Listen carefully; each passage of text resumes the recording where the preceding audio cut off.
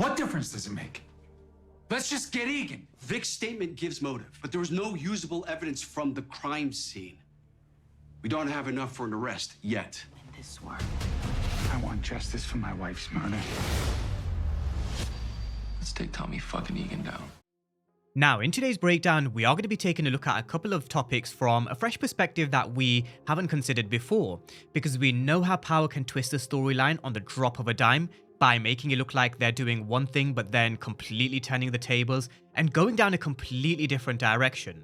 Most of the time, these trailers that we see are very good at misdirecting us, and I did want to take a fresh new approach, asking the question, are they trying to trick us? So we are going to be taking a look at a couple of new angles for Vic Flynn.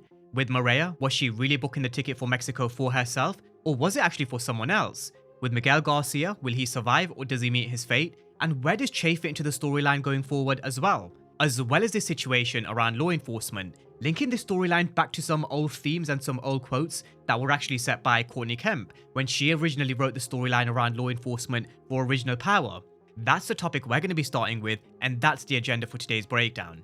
Are they trying to trick us heading into the final episode of Power Book 4 Force Season 3?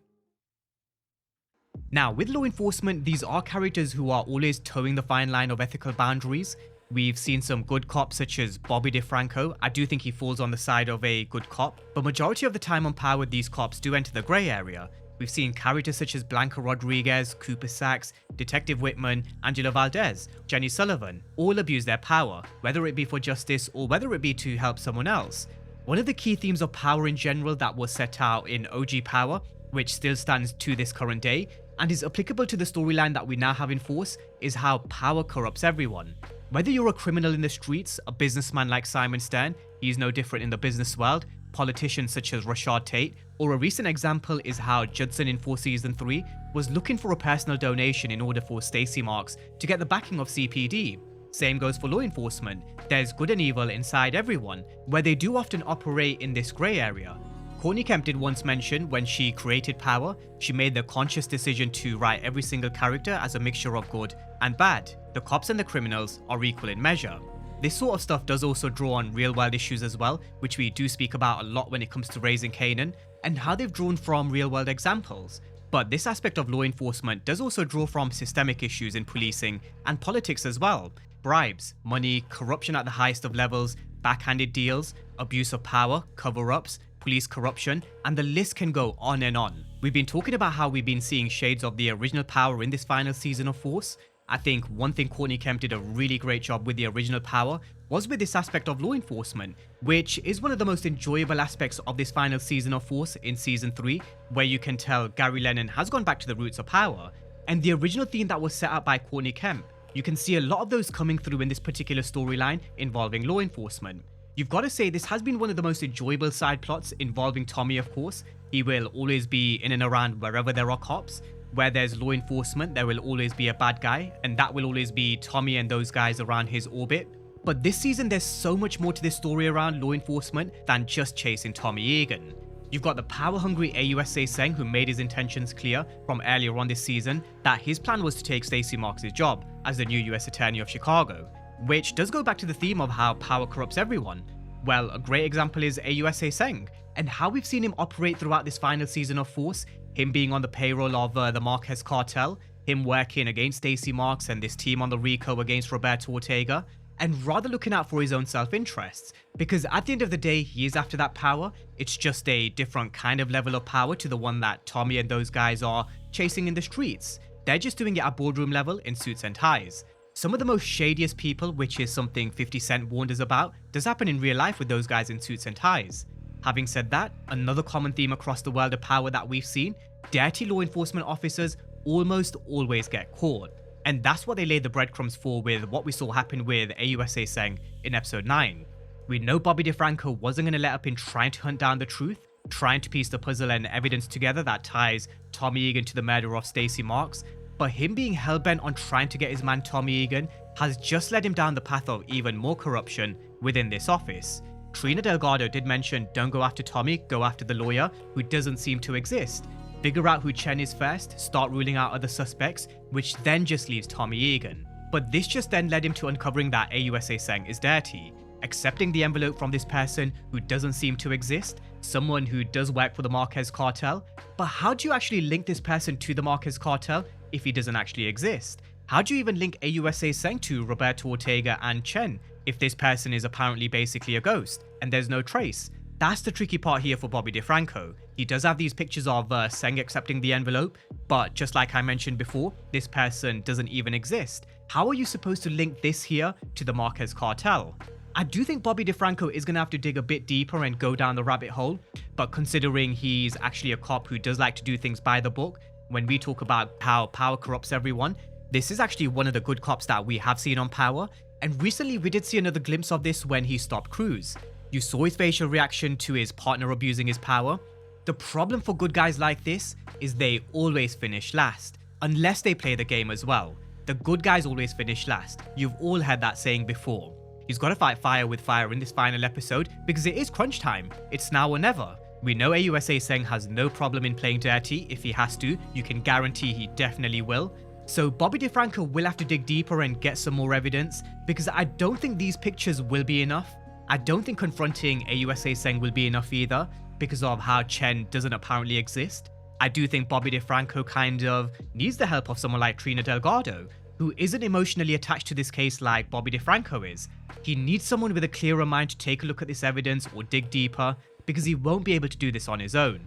But he definitely will have to fight fire with fire because AUSA Seng will definitely for sure. Now, come the end with this particular storyline, I'm not sure how they do it, but I can actually see this particular story around AUSA Seng and Bobby DeFranco actually being closed, either way in episode 10. And I do think AUSA Seng ends episode 10 in handcuffs. He was rumbled in episode 9, and even though I do think Bobby DeFranco does need to dig deeper, even though I do think he needs more evidence, I do think he will uncover what he needs to put AUSA Seng away. That's my prediction for this particular battle that we are going to see between Bobby DeFranco and AUSA Seng.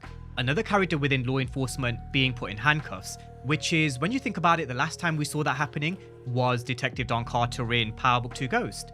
The only question remaining that I actually have is, what does that then mean for Tommy? Is Bobby DeFranco still chasing Tommy in episode 10? Because I still do believe there's a chance where he could be run out of Chicago. I really do. Because he definitely is in big trouble with law enforcement. We know Bobby DeFranco won't let this up, and he knows it too. Based on this reaction that he had with him in episode 8, I do think Tommy knows in the back of his mind he needs to do something to get them off his back. I do think he 100% needs to make a move in episode 10. I think he needs to make a move with the murder weapon, plant it on someone maybe, or even somehow figure out the problems that they're having in this particular room with Bobby DeFranco and AUSA Seng. In one of my videos last week when we spoke about law enforcement, I mentioned if Tommy was a fly in this room, it would honestly be perfect because then he would be able to plant the gun on AUSA Seng. But one thing we never actually considered was him actually having potentially maybe a way in with law enforcement. What if that's still Vic Flynn? This is a character who prior to season 3 I said is a big wild card, and the only angle that we've considered over the past week or so is Vic coming back to kill Tommy. But what if they're actually playing us with this trailer with classic trailer manipulation? What if his intentions are actually to help Tommy escape law enforcement as a show of good faith, where Tommy then turns around and tells Vic he's good in his books, off he goes? Because I do think part of Tommy, a very small part I do have to say, I do think a part of him does still have a soft spot for Vic. And you could definitely tell with the way he mentioned, why didn't you just leave with Aunt Beth when you had the chance? He should have just left. And I do think he should have also left in episode 9 when he was on the private jet with Ray, which we liken the situation to Dre back in Power when he had the chance to escape, but he turned back because he couldn't leave Ghost alone. So there really are two ways they can definitely play this in episode 10. They go down the Dre route where Vic comes back and he loses his freedom, ends up in jail or dead, or the angle that we haven't considered is him helping Tommy evade law enforcement, get back in his good books, where Tommy then says, do you know what, fair enough kid, you helped me with this particular jam, I will let you live, off you go to live your life with Ray. I do feel like there are a couple of twists in episode 10, and this angle that we haven't considered before is definitely worth keeping in mind. Could Vic actually help Tommy? Because we know how Power love to throw these twists in episode 10. Now, on the flip side, if Vic really is plotting against Tommy, then I do think it simply has to end in his death or jail for Vic. So those are a couple of scenarios for Vic the Snitch, and I'll let you guys let me know in the comment section which you're leaning more towards. Does he come back and actually help Tommy, where Tommy turns around and tells him he's free, or does he end up in jail or dead? With that being said, moving over to the new scenario involving Maria. Now, with Maria, I still do lean towards her character surviving. I still do stick by my original prediction, However, on my podcast with Big Gold Belt Media with Nigeria, for those who haven't had a chance to take a listen, he actually mentioned he didn't believe that she was actually booking the ticket to Mexico for herself. She was actually booking the ticket for Kate. The reason being, Moreira is a character who's very well aware of this world. She's a Garcia, she's been in this life before, and she knows the dangers that come with it. We saw it in episode 2 when she was shot by the Marquez cartel. She wasn't someone who was actually phased. Instead, her first reaction and initial reaction was to attend to Bones. This side of the game, the dangers that come with it, with Tommy being in the streets, even though she is now pregnant, even though she did have a very small amount of doubt after she saw all those bullets and blood in episode 5, she is someone who can definitely handle this world. She knows Tommy will do everything in his power to keep her safe. Miguel will also do everything in his power as well, and she is also able to handle herself. Even though she saves lives and doesn't kill them, when she was put in a scenario where it was kill or be killed, we saw her do what needed to be done to basically survive. However, with Kate, we saw what happened when she went to the corner shop. She's someone who does actually need protecting. Maybe that's when Moreira actually realized, wait, Tommy's actually right. Her being in Chicago, especially at this moment in time, it definitely is a distraction. And maybe I shouldn't have actually called Kate after all, because her being here just means Tommy has to look after one more person. And with Kate, she isn't exactly the easiest person to deal with. I think as episode 9 went on, Moreira actually began to realize why Tommy would have probably had to stay in New York, because at least she'd be far away from the dangers of what could actually happen in Chicago. Just like this moment here, when Junard almost killed Kate. You've also got the threat of Roberto Ortega. Imagine if he found out Tommy's mom is in town. Imagine if Kate were to get caught in the crossfire at the funeral, because Junard definitely won't care who gets caught in the crossfire. Now, this theory around Moreira actually booking the ticket for Kate, I did actually think it was a very good theory, until we went through the exclusive images just in my previous breakdown from yesterday. Most of this video was made 3 days ago, and I had to kind of circle back around to this, because we can't not speak about this particular moment here. Tommy reading a letter.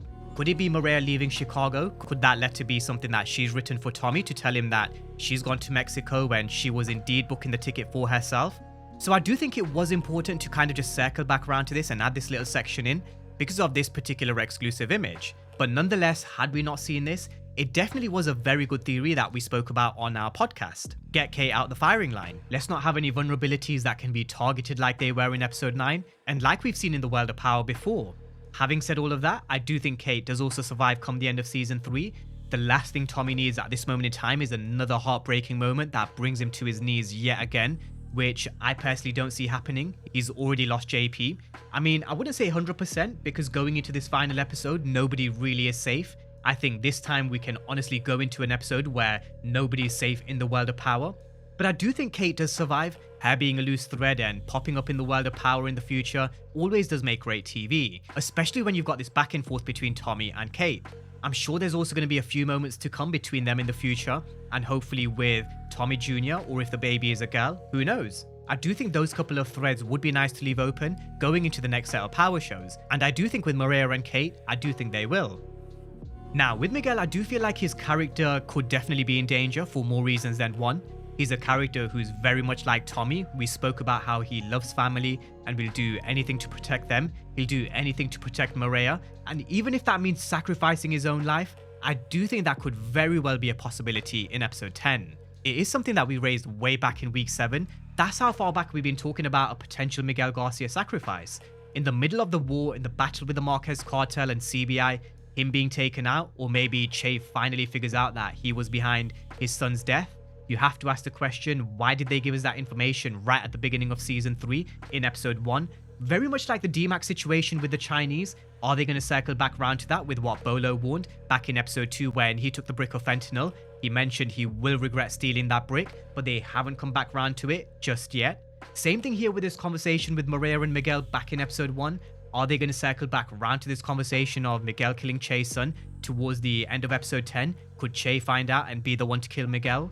That could definitely be a possibility. I'm not sure how we would find out, considering the only two people that know as far as we know are Moreira and Miguel. If there is anybody else who knows or has overheard at this moment in time, we're definitely not privy to that information. So that 100% definitely is one to keep in mind, a potential sacrifice, or even Che finding out that he killed his son to take over the Insane Princes. Or an angle that we haven't considered is maybe making an enemy out of Che. He did warn them time and time again, even though he is on board with them getting rid of CBI and the Marquez cartel, they are causing a lot of chaos and noise. Definitely a lot more than Che is comfortable with. Does it get to a point where he says enough is enough? I personally wouldn't lean towards that angle. I can probably lean more towards the angle of him potentially being a sacrifice. I also think personally Che will also survive and remain the Connect, because there was an interview where Joseph Sikora did tease they've now got a Connect in Mexico where they could take the show to Mexico. And I do think that was a little hint that he does actually survive.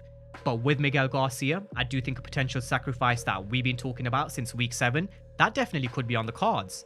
But that's a wrap on a couple of fresh new takes and new perspectives when it comes to law enforcement. Maria Garcia, her potentially not booking the ticket for herself. Is she actually booking the ticket for Kate? And also with Miguel, can you see him going out in episode 10 in a potential sacrifice? Drop all your thoughts down below in the comment section. And as always, thank you guys for watching, and I'll see you next time.